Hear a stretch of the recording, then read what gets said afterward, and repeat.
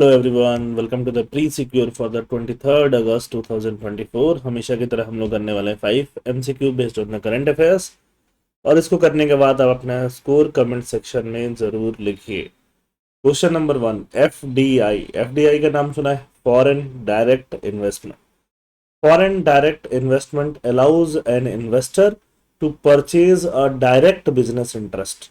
Direct business interest, direct business भी हो सकता है, बिजनेस का कुछ परसेंटेज भी हो सकता है इन अ फॉरेन कंट्री, है ना। पूरा बिजनेस इंटरेस्ट खरीदना चाहता है या बिजनेस का परसेंटेज।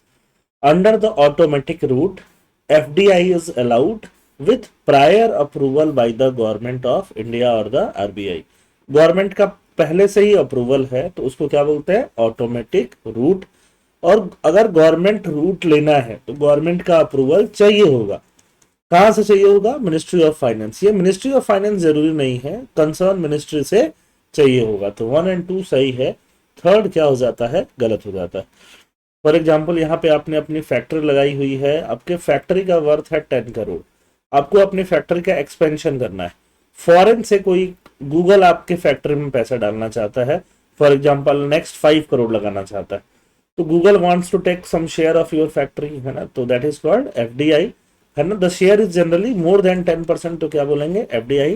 तभी बिजनेस इंटरेस्ट की बात होगी, 10% से ज्यादा होगा तभी होगी, है ना। और अगर मान लो आपका बिजनेस जो है कपड़े वगैरह का है तो जनरली उसमें ऑटोमेटिक रूट होता है। आपका बिजनेस अगर टेलीकॉम सेक्टर या ऐसा कुछ रिलेटेड है तो उसमें गवर्नमेंट रूट लेना पड़ता है, ठीक है।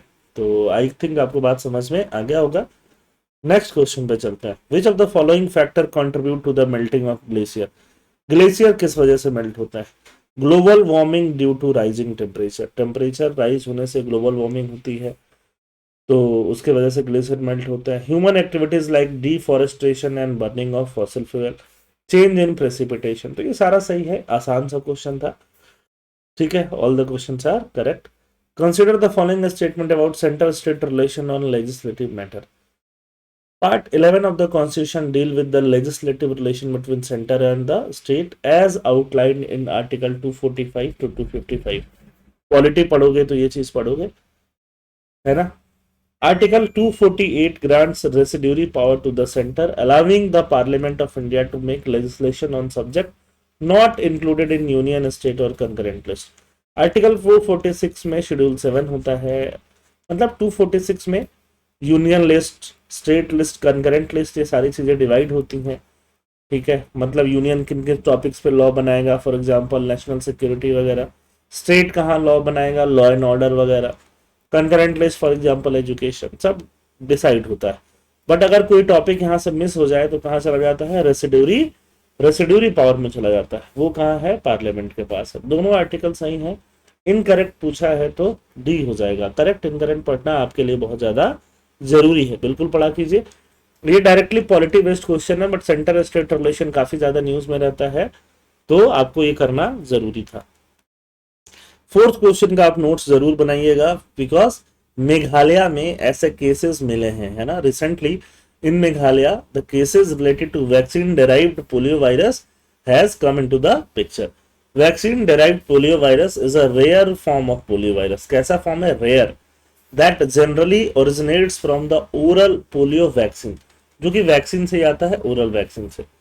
VDPV मतलब vaccine derived polio virus mainly occurs in community with low sanitation and immunity, जिनका इम्यूनिटी क्या है? लो है, ऑब्वियस बात है। द एटेन्युएटेड वायरस, वायरस जो होता है वैक्सीन में वो एटेन्युएटेड होता है, उसका पावर कम किया होता है। Can replicate in the intestine, intestine में रेप्लिकेट कर सकता है।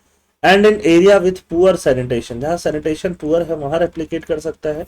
It may spread to other after being excreted in the stool, stool में, है ना। अगर लैट्रिन में जाने पे उसके बाद वो और ज्यादा क्या हो सकता है? उसके बाद ग्रो कर सकता है और बाकियों को भी इफेक्ट कर सकता है। तो 1 2 3 तीनों स्टेटमेंट यहाँ पे सही है ना। All answers options are correct. Meghalaya में केसेस मिले हैं तो पक्का इसको आप जरूर ध्यान रखिएगा, मेघालय भी नोट कर लीजिएगा। Fifth, which of the following statement is correct about Waqf amendment bill 2024। Waqf amendment bill से रिलेटेड कौन से स्टेटमेंट सही? A, the Waqf amendment bill 2024 replaces the repeals the Waqf act of 1995 without introducing any new provision. तो ऐसा क्यों करेंगे?